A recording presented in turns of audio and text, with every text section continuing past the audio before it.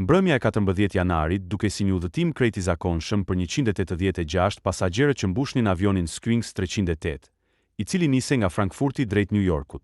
Në sallonin e avionit ndije aroma e kafes dhe zhurma e qetë e pasagerëve që vendosnin valizet, përqafoheshin me të afërmit, apo flisnin me emocion për jetën që i priste përtej Atlantikut. Askush, as një sekond, nuk e dinte se kjo do të ishte nata që do të ndryshonte shpirtin, se do të përballeshin me vdekjen ball për ball, se një njeri i vetëm, një shqiptar nga Shkodra, do të ndante fatin nga Humnera. Ai quhej Ardian Kodra, 34 vjeç, me sy të qetë, trup atletik dhe një shtrëngim duarsh që tregonte se jeta nuk e kishte kursyer. Punonte si teknik aviacioni për vite të tëra, dhe megjithse atë natë nuk ishte në detyrë, fati do ta vinte në provë më shumë se kur. Avioni u ngrit pa probleme. Dritat e qytetit u larguan ngadalë, ndërsa qielli u kthye në një perde të zezë të thellë. Brenda kabinës çdo gjë dukej normale. Fëmijët qeshnin, një çift i ri mbante duart, një zonjë recitonte lutje të qeta, ndërsa Ardiani po lexonte një manual teknik që e mbante gjithmonë me vete. Mbase një shenjë që zemra e tij kurrë nuk largohej nga pasioni për aviacionin. Por pas vetëm 47 minutash fluturim, ngjarjet nisën të marrin përmasa që askush nuk i parashikoi. Filloi me një dridhje të lehtë. Pasagerët e injoruan, si zakonisht. Pastaj një krisë e fortë, e ndjekur nga një ulërim më e tmerrshme se vetë stuhia që priste avionin përballë. Të gjithë u ngrinë. Fëmijët nisën të qajnë, ndërsa një dritë e kuqe alarmi filloi të pulsonte në fund të kabinës. Avioni u drodha aq fort sa gotat e ujit, ra mbi dy sheme dhe valizet sipër kokave nisën të tundeshin sikur diçka po mundohej t'i tërhiqte jashtë. Kreu i ekuipazhit doli me fytyrë të zverdhur. Zonja dhe zotërinj, ne kemi një problem me sistemin hidraulik. Ju lutem, vendosni ripat. Në atë sekond, Ardianit ju ngrit gjaku në fyt. E kuptoi me njëherë nga tingulli i metalit. Nuk ishte thjesht një problem i vogël.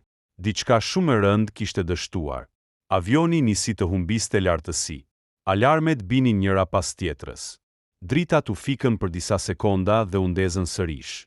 Të gjithë nisën të ulërinin, ndërsa stjuardesat vraponin me lot në sy, duke i thënë njerëzve të uleshin.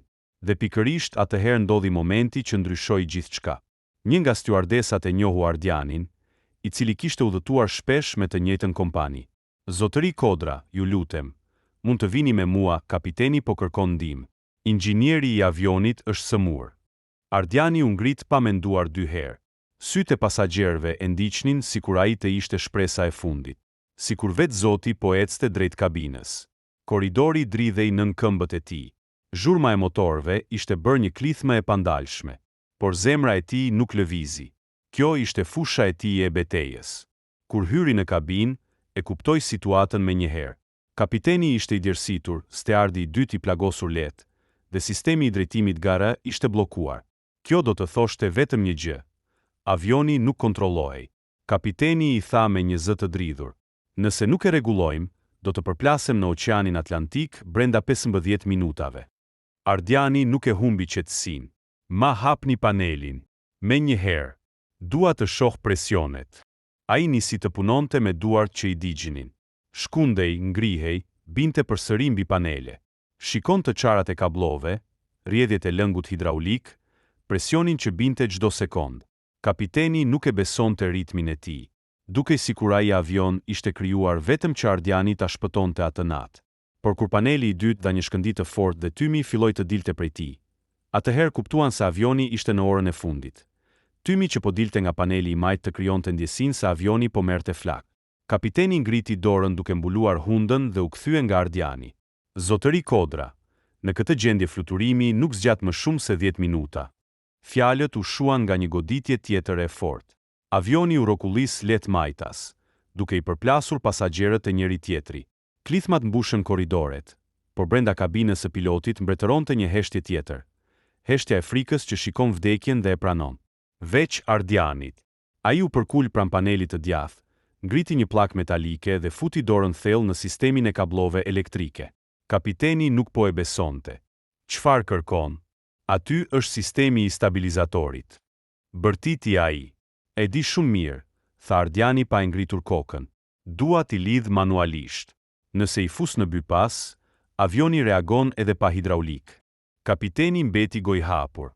Një zgjidhje e tillë teorikisht mund të funksiononte, por vetëm teorikisht. Askush nuk do të guxonte ta provonte në ajër, në një avion me 186 njerëz brenda. Por Ardiani nuk kishte kohë për teori. Koha e tyre po mbaronte. Ndërsa punonte me kablot që i ndizeshin në gishta nga nxehtësia, në sallonin e avionit paniku kishte arritur kulmin. Një burr i moshuar recitonte lutje. Një nën bante foshnjën fort në kraharor dhe i thoshte mbylli syt. Mami, është thjesht një lojë. Të rinjt regjistronin mesazhe lamtumire në telefonët e tyre, duke shpresuar që diku, t'i gjente ndonjëherë. Në mes të kësaj katrahure, një stjuardes doli me zë të dridhur. Ju lutem, ruani qetësinë. Kemi një specialist këtu. Ju lutem, po bën maksimumin. Rreth 15 pasagjerë u kthyen të gjithnjëkohësisht nga kabina e pilotëve, duke parë te dera të vetme në dritë shprese. Një fëmijë i vogël e pyeti nënën. Mami, ai është hero? E ëma, me zë të mekur nga frika. Po, zemër, është heroi ynë. Brenda kabinës, Ardiani më në fund gjeti kablon e duhur. E këputi me dhëmbëzat metalike që mbante dhe nisi lidhjen manuale. Gjaku i rritte pak nga gishti, por nuk kishte rëndësi. Ai dëgjonte vetëm zhurmën e motorëve që po luftonin kundër gravitetit. Kapiten, provojeni tani. Kapiteni lëvizi butësisht timonin e avionit. Për një moment të shkurtër, asgjë. As avioni, as koha nuk lëvizi. Dhe pastaj, motori i majt reagoi. Avioni u stabilizua lehtë, vetëm për 2 sekonda, por mjaftoi që kapiteni të kuptonte. Ai shqiptar i panjohur sapo i dha avionit edhe 10 minuta jetë. Kodra, çfarë bëre?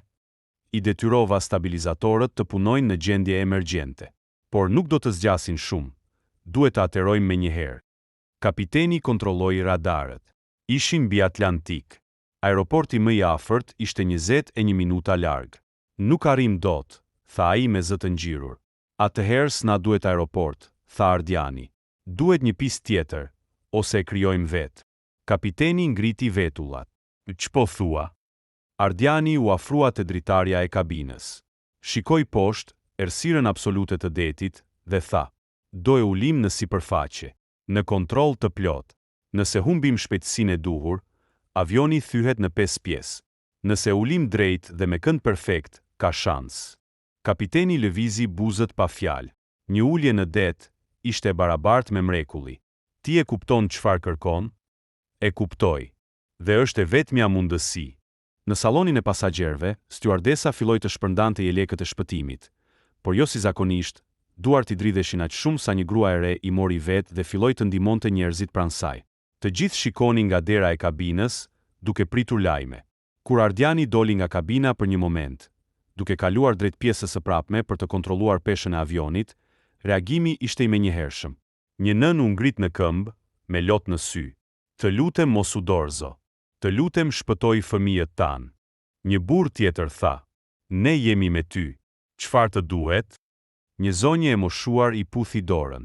Zoti të bekoft, bir. Ardiani nuk fliste shumë. Thjesht i buzëqeshi lehtë njerëzve dhe u tha. Ju lutem, shtriuni. Do ta menaxhojmë. Fjalët e tij nuk ishin të zhurmshme. Nuk ishin heroike. Por mjaftuan që 5 rreshta njerëzish të fillonin të merrnin frym pak më normalisht. Brenda kabinës, tensioni ishte në pikën e shpërthimit. Avioni humbiste lartësi, ndoshta shumë më shpejt se ç'duhej. Alarmi binte pa pushim, por Ardiani, i kthyer sërish në kabinë, e tha qartë: "Nuk do të vdesim. Do e ulim." Kapiteni e shikoi drejt në sy dhe u mbështete ai si tek njeriu i fundit në botë. "Më thuaj çfarë të bëj." Dhe kështu, për herë të parë në atë fluturim, Ardiani mori komandën. Brenda kabinës së pilotëve tensioni ishte aq i dendur sa mund të prishej me thik. Kapiteni rinte me dorën mbi timon, ndërsa Ardiani qëndronte i përkulur mbi panelet e avionit duke ndjekur çdo rritje dhe ulje të presionit elektrik si një mjek që mban në jetë një pacient që po vdes. Avioni vazhdonte të humbiste lartësi. Alarmet nuk pushonin. Zemrat rrinin në sinkron me bip-bipin e frikshëm që paralajmëronte katastrofën. Sa shpejtësi kemi? Pyeti Ardiani. Kapiteni gëlltiti. 340 nyje, duke rënë. Ardiani shikoi dritaren. Poshtë, një det i zi sa s'mund ta shquajë kufirin. Asnjë val, asnjë reflektim, asnjë shpresë. Vetëm errësirë, si një humner gjigante që priste me durim. Shumë shpejt, tha ai. Do na thyej në dysh. Duhet ta ulim me 60 nyje të tjera para prekjes. Kapiteni u kthye nga ai. Nuk kemi hidraulik për flapset, nuk ulëm dot shpejtësinë. Ardiani mbylli sytë për 2 sekonda. Pastaj tha, e bëjmë manualisht. Do ta përdorim këndin e avionit. Kapiteni ngriti vetullat. Manovër e pamundur. Asgjë nuk është e pamundur sot, i tha Ardiani, dhe pastaj shtoi me zë të ulët. Sot s'do të ketë varrim për askënd. Ndërkohë në kabinën e pasagjerëve, paniku kishte marrë formë të plotë. Disa qani me zë, disa luteshin, disa mbanin dorën e personit të panjohur për bri si t'i kishin vëlla. Nuk kishte më të huaj në ata avion. Të gjithë ishin bërë një familje e friksuar që mbështetej te një hero i vetëm. Stjuardesa kryesore foli. Zëri i saj dridhej, por ishte i vendosur. Ju lutem, dëgjoni me vëmendje. Kapiteni po tenton ulje emergjente në sipërfaqe uji. Kur t'ju them, përkuluni. Mbani kokën midis duarve. Mos u çoni. Një fëmijë nisi të qante më fort. E ëma e përqafoi. Zemër, gjithçka do shkoj mirë. Ai burri do na shpëtoj. Zoti e dërgoi në avion. Në rreshtin e 4, një i moshuar tha me zë që dridhej. Nuk ka shqiptar që dorëzohet pa luftuar, kemi shpresë. Brenda kabinës, Ardiani nisi të jepte komandat. Kapiten, merr drejtimin e timonit. Mbaje avionin në 4 gradë ngritje. Mos lëviz shumë, stabilizimi është i brisht. Kapiteni, po bie shumë shpejtësi. Ardiani, e di, është e qëllimshme. Na duhet të humbasim shpejt, por jo kontroll. Avioni filloi të dridhej si gjethe në erë. Disa çarje u dëgjuan në krahët e avionit nga presioni. Paneli i djathtë shkëndijoi sërish. Kapiteni bërtiti. Paneli po ngrohet. Mund të digjet. Ardiani e shtyu paneli me dorë të zhveshur, duke marrë një djegje të lehtë, por nuk u tërhoq. Mbaje drejt. Mos e lësho. Dhe në atë moment një ulërim e pafundu u ngrit nga pasagjerët. Avioni ra plot 300 metra me një rënje të lirë të menjëhershme. Të gjithë u hodhën lart nga vendet. Bagazhet dolën nga raftet. Një dritare e vogël u çakërit, por Ardiani nuk lëvizi asnjë centimetër. Ai shtrëngoi kabllot, stabilizoi panelin dhe bërtiti. Rrije e të kurs. E kapim. Kapiteni, jemi shumë poshtë. 800 metra. Ardiani, humbe shpejtësi. Shpejt ngreje 3 gradë. Tani. Avioni u ngrit pak, vetëm pak, por mjaftoi që të mos përplasej kokë e parë me detin. Pastaj Ardiani tha, lë këndin. Hym e treti. E se ngrit shumë. Dhe të rthyhet. Kapiteni e uli timonin lehtë. 400 metra, murmuriti ai. Ardiani u mbajt fort pas panelit.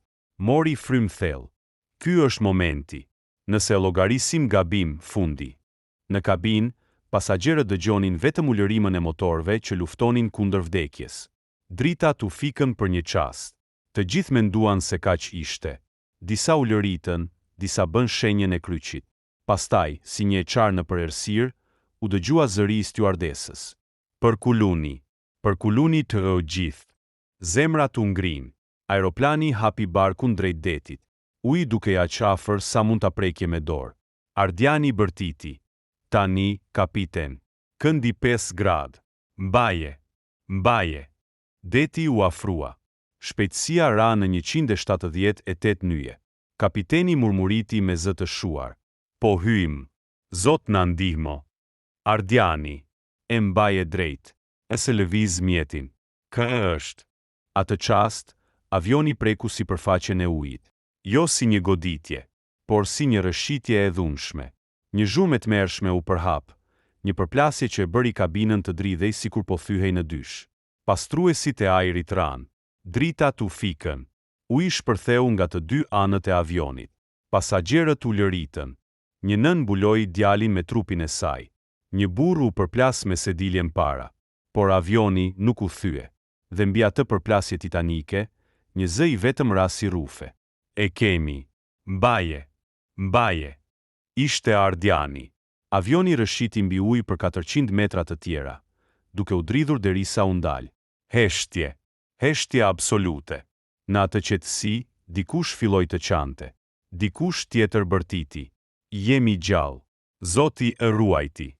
Dhe pas disa sekondash, e gjithë kabina shpërtheu në britma gëzimi, falënderimi, lotësh. Por Ardiani nuk festoi. Ai vrapoi te dera e avionit, doli në korridor dhe bërtiti. Të gjithë të ulem. Kemi përfunduar. Mund të mbytesh avioni. Duhet dalim. Heroi nuk u çlodh. Ai filloi misionin e dytë. Shpëtimin e njerëzve nga avioni që po fundoset ngadalë. Avioni qëndroi ndalur për disa sekonda mbi sipërfaqen e ujit, si një gjigant i plagosur që luftonte të mos fundosi. Era e natës u lërinte, dallgët përplaseshin në krahët e avionit dhe brenda. Paniku po rritej sërish.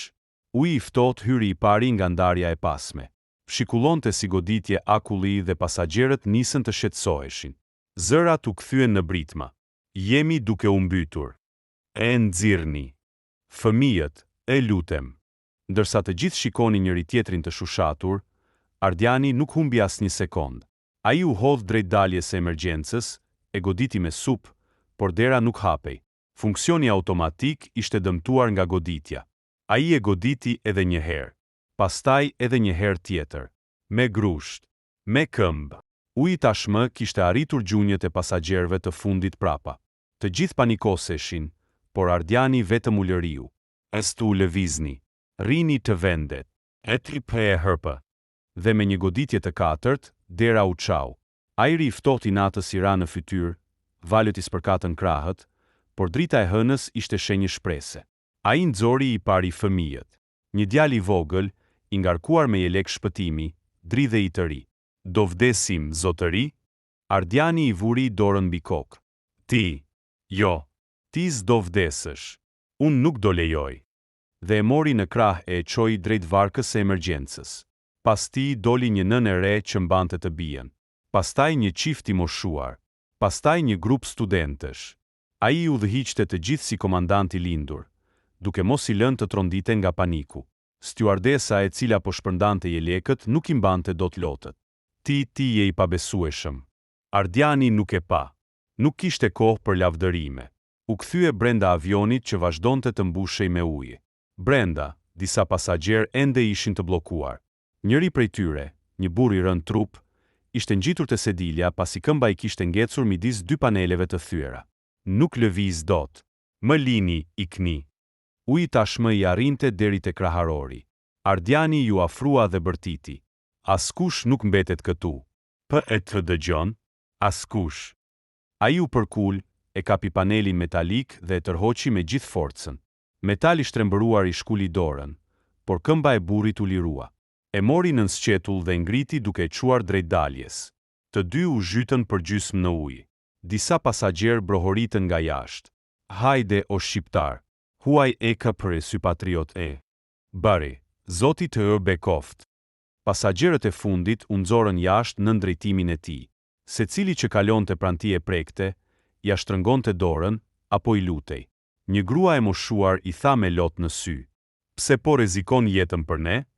Ardiani buzëqeshi lehtë. Sepse kështu më ka mësuar babai. Njeriu nuk ikën kurrë pa shpëtuar tjetrin. Kur i gjithë avioni u zbraz dhe të gjithë pasagerët ishin në varkat e shpëtimit, stjuardesa bërtiti. Ardian, dëllë. Avioni fundoset. Por ai ktheu kokën. Uji i arrinte te kraharori. Një hije dëgjimi e bëri të ndalonte. Dëgjoi një zë të vogël. Mami, ndim. Ai ngriti me një herë kokën. Syt ju zgjeruan. Në rreshtin e fundit të avionit, një vajzë 6 vjeçare ishte futur nën sedilje nga frika dhe askush nuk e kishte parë. Ardiani mërmëriti. Jo zot, jo tani. Ai u hodh përsëri brenda. Uji tashmë i arrinte deri te qafa. Ai e mori vajzën në krah. Të kam, shpirt. Të kam. Vrapoi mes korridorit të mbushur me ujë. Çdo hap ishte si not. Kabina u ersua teksa dritat u fikën. Nga jashtë dëgjoheshin britmat. Ardian. Dëllë tani. Ai shtyu vajzën drejt derës dhe një stjuardesë e tërhoqi me duar të dridhura. Por kur u përpoq të ngjitej vetë, një valë e fuqishme e goditi mbrapa dhe rrëzoi për tokë. Gjysmën e sekondës se mbuloi uji. Kur doli nga sipërfaqja, avioni u ul poshtë edhe më shumë. Stjuardesa bërtiti. Ardian. Ai mori frymë thellë. Mblodhi gjithë forcën dhe u ngjit drejt derës. U kap me dy duart. Ngjiti njërën gju. Uji e tërhoqi prapa. Por a i bërtiti. Esete. A para se të ërdëllë njeriu i fundit. Dhe me një shpërthim force, doli nga avioni në momentin e fundit. Pas vetëm 6 sekondash, barku i avionit u zhyt plotësisht në ujë dhe u zhduk në errësirë. Helikopterët e shpëtimit mbërritën pas 14 minutash. Dritat e tyre rambi varkat e pasagjerëve. Të gjithë ishin gjallë. Punonjësit e shpëtimit mbetën pa fjalë kur mësuan se asnjë njeri nuk kishte humbur jetën. 186 pasagjerë, të gjithë të gjallë. E para që foli ishte stjuardesa.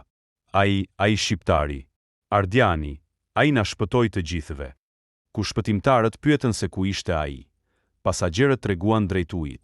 Ardiani qëndronte i ulur në varkën e fundit, me duart e plagosura dhe fytyrë të lodhur, por me sy të qetë. Vajza e vogël që ai shpëtoi rinte në prehër dhe i fliste me syt plot lot. Faleminderit që më dhe një jetë të dytë. Ai i vuri dorën mbi kokë. Jo zemër, më dhe ti një arsye për të mbjetuar. Lajmi u përhap me shpejtësi në mbar botën. Shqiptari hero i oqeanit. Njeriu që sfidoi vdekjen për 186 jetë. Trimëria që nuk njihej në qiell. Gazetarët i rinin rrotull, kompanitë ajrore e kërkonin, njerëzit e përshëndetnin në rrugë. Por ai gjithmonë thoshte të njëjtën gjë. Nuk jam hero. Thjesht bëra detyrën e njeriut. Por për gjithë botën, për 186 familje, për vajzën e vogël që po rritej falti, ai do të mbetej gjithmonë. Ardian Kodra, shqiptari që sfidoi vdekjen dhe fitoi.